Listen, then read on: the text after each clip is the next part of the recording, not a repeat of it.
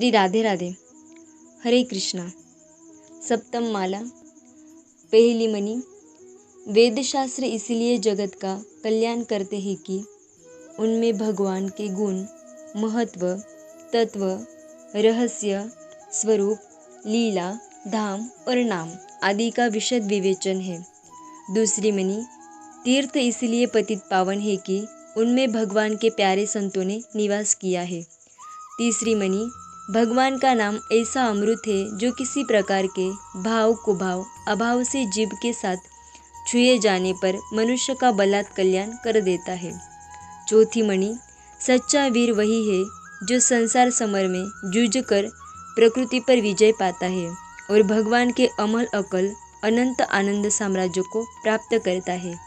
पांचवी मणि, भाग्यवान वही है जिनका भगवत चरणों में अनन्य अनुराग है।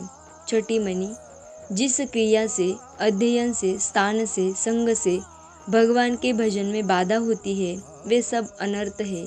इन अनर्थों की निवृत्ति होती है भजन से। अनर्थ के मिट जाने से निष्ठा प्राप्त होती है, अर्थात भगवान से मन हटता ही नहीं।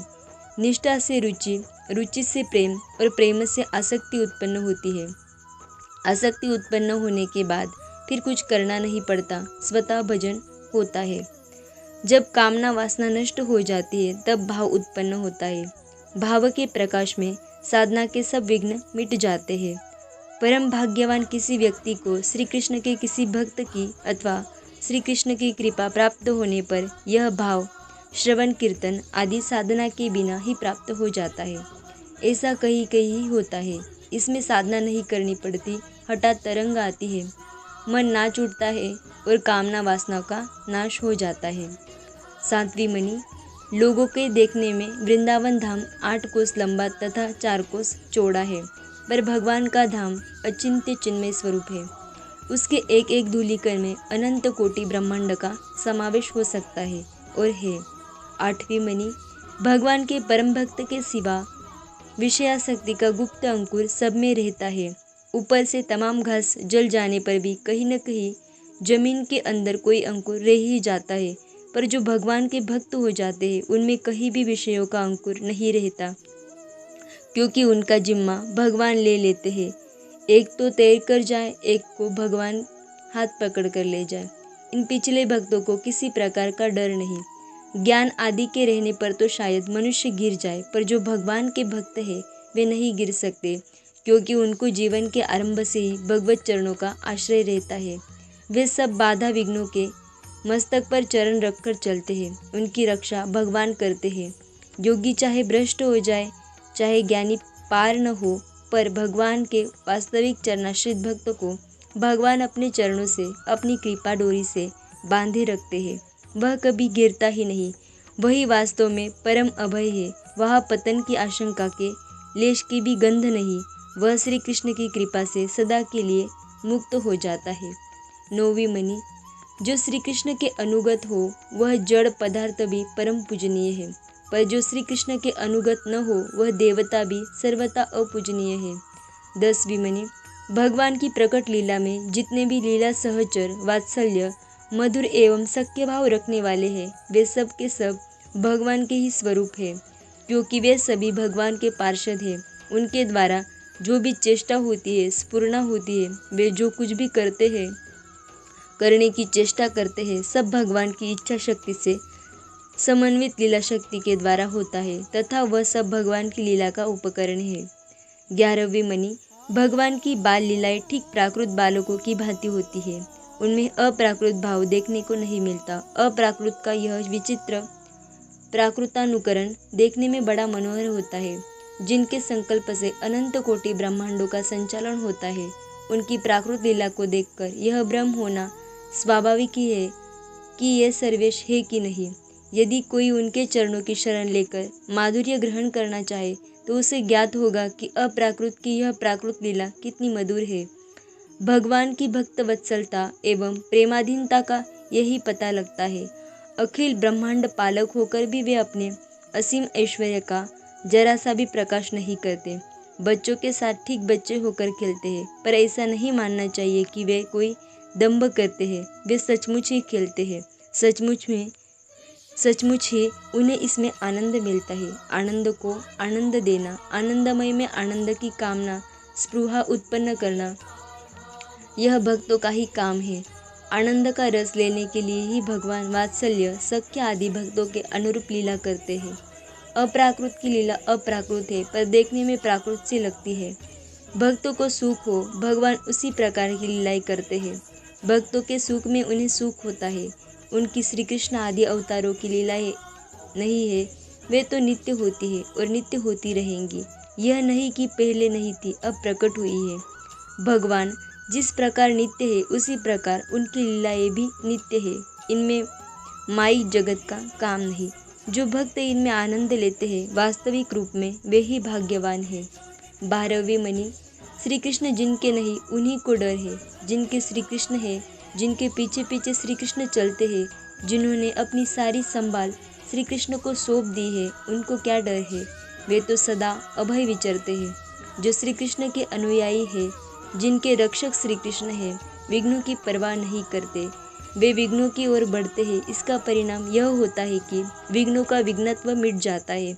उनके सहयोग से विघ्नों का विघ्नपना तो मिट ही जाता है, साथ ही भगवान भी उन्हें अपना लेते हैं, स्वीकार कर लेते हैं। 13वीं मणि, समुद्र में बाढ़ आ जाए और उसमें तट के बड़े बड़े शिखरों वाले पहाड़ छिप जाए तो इसका अभिप्राय यह नहीं होता कि वहाँ पहाड़ नहीं है, किंतु वे बड़े हुए सिंधु गर्भ में कुछ देर के लिए अदृश्य हो गए हैं। इसी प्रकार जब गोप बालकों के प्रेम समुद्र के तट पर अनंत शक्ति संपन्न श्री कृष्ण लीला करते हैं, तब उनकी तरंगों में भगवान की अनंत शक्ति छिपी हुई रहती है। पर जब किसी भक्त पर अनुग्रह करने की आवश्यकता होती है, तब वह तत्काल प्रकट हो जाती है। 14वीं मणि, लीला एवं कृपा शक्ति भगवान की समस्त शक्तियों में प्रदान है। कोई भी शक्ति इन दोनों शक्तियों के विरोध में आत्म प्रकाश नहीं करती। सारी शक्तियाँ इन दोनों शक्तियों के प्रकाश के लिए ही कार्य करती है। 15वीं मणि, भगवान दंभ नहीं करते। भगवान की जितनी भी प्रेम लीलाएं होती है, उनमें भगवान जानते हुए भी अनजान की भांति काम करते हो, यह बात नहीं है। उनकी प्रत्येक लीला सच्ची है। लीला शक्ति की इच्छा से वहाँ सर्वज्ञता शक्ति भी छिपी रहती है।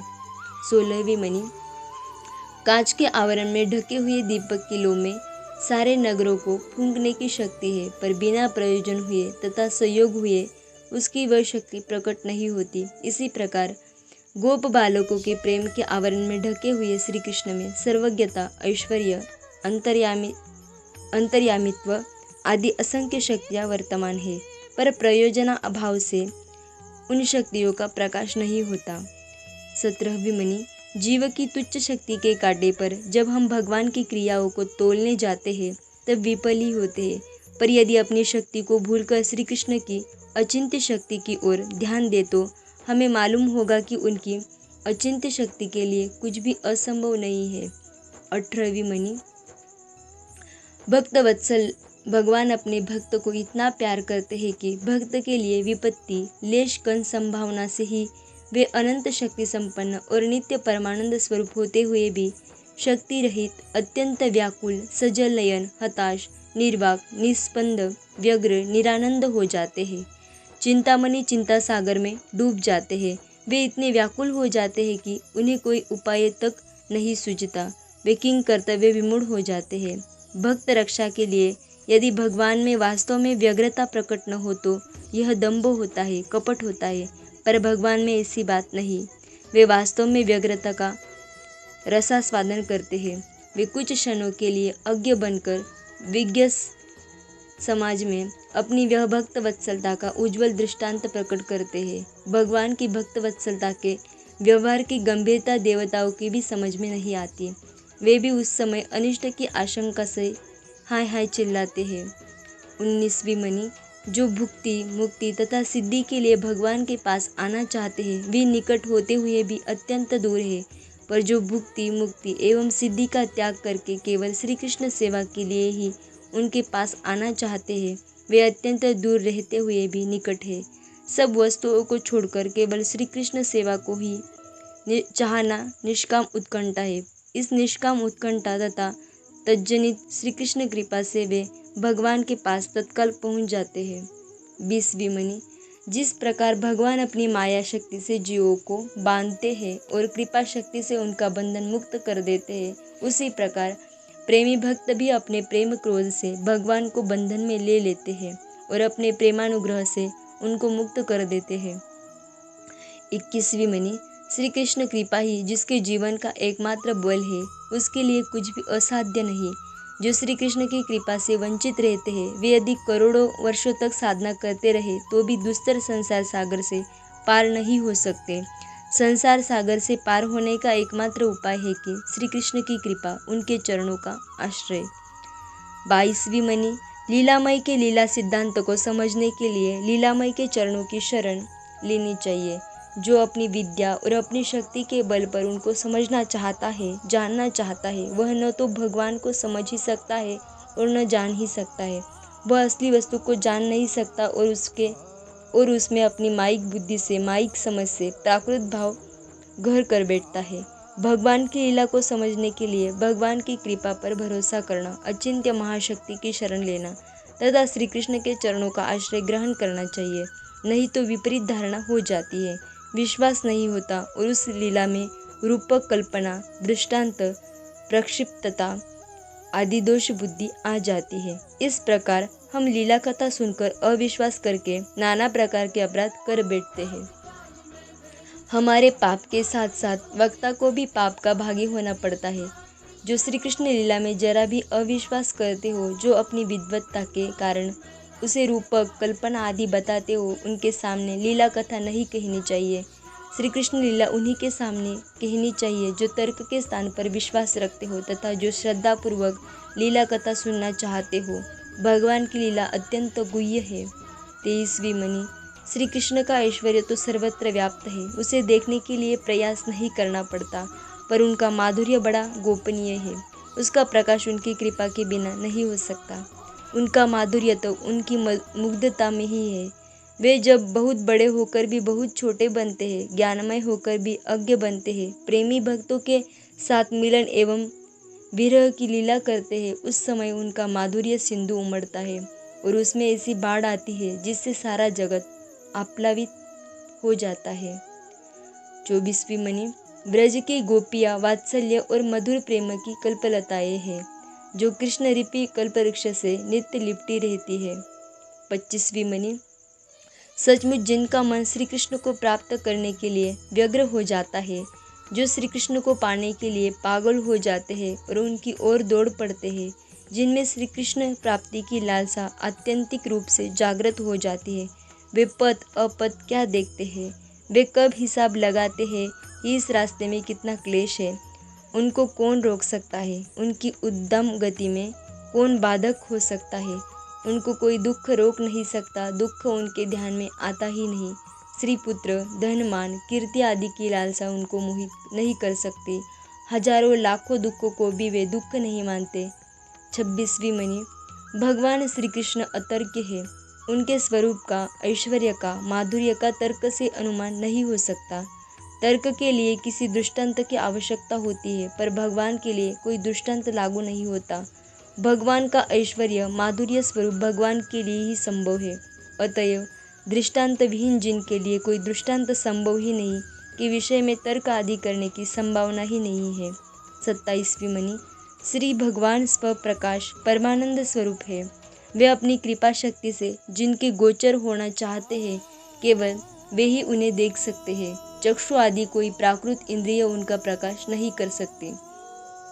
माइक आदि चक्षु से केवल माइक वस्तुओं का ही दर्शन हो सकता है।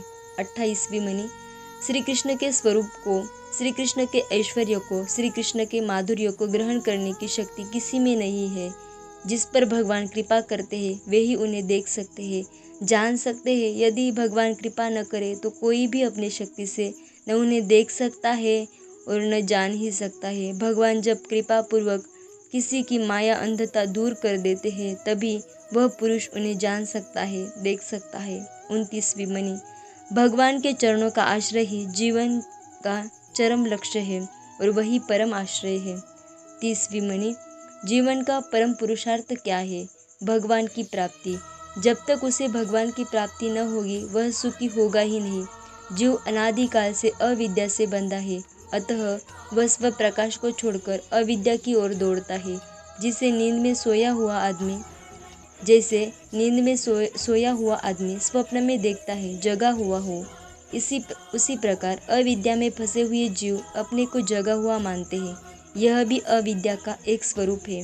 31वीं मणि, जीवन में जहाँ कृत्रिमता है वहाँ हम भगवान को धोखा देना चाहते हैं। भगवान कभी धोखा खाते नहीं, अतः हम ही धोखा खा जाते हैं। 32वीं मणि, एक मौत है हमें मारने वाली और एक मौत है मौत को मारने वाली। मौत को मारने वाली मौत कौन सी है? भगवान को स्मरण करते हुए मौत का प्राप्त होना। भक्तों के सामने जो मौत आती है वो मरने को ही आती है, चाहे आवे मारने को। 33वीं मणि, विजातीय बातों को हम ग्रहण नहीं करते। किसी व्यक्ति में यदि क्रोध का भाव नहीं है तो कोई दूसरा मनुष्य उसके सामने या उस पर क्रोध करे तो उसमें क्रोध उत्पन्न नहीं हो सकता। क्रोध तभी उत्पन्न होता है जब क्रोध का बीज पहले से हृदय में विद्यमान रहता है। 34वीं मणि, प्रतिध्वनि ध्वनि के अनुकूल होती है। दूसरों से हम वही प्राप्त करते हैं, जो कुछ दूसरे को देते हैं वही उसका प्रतिरूप होता है। 35वीं मणि, हिंसक मनुष्य अपनी हिंसा के पाप से नष्ट हो जाते हैं और साधु अपनी साधुता के कारण सब पापों से मुक्त हो जाते हैं। अपने में साधुता ठीक ठिकाने से बनी रहे तो कोई भी हिंसा परायण व्यक्ति चाहे उसमें बल दिखे कुछ भी नहीं बिगाड़ सकता। ऐसा नहीं मानना चाहिए कि साधुता नीची चीज़ है, ऊंची यही है और यही बचाती है। आज के लिए इतनी ही मणि, आगे की मणि हम कल श्रवण करेंगे। तब तक के लिए राधे राधे, हरे कृष्णा।